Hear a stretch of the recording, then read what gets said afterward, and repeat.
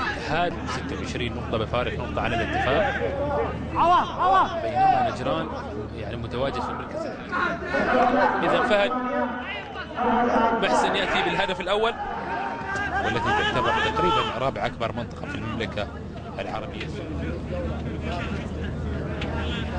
محاولة التقدم عن طريق اللاعب فهد محسن.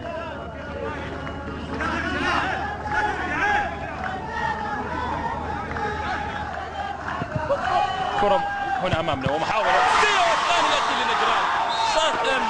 الفريق الضيف يكرم أصحاب الضيافة بهدف ثاني، هدف لمصلحة اللقاء بكل تأكيد.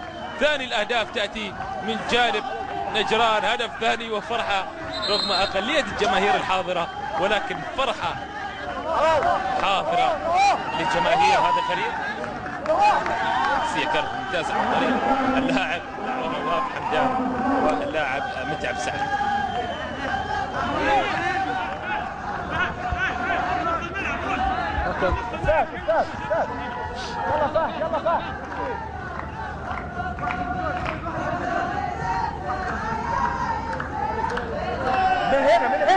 من هنا عود اللي يلعب الاوت بتاعه. تمرين اطراش الغامدي. تعال هيا مهر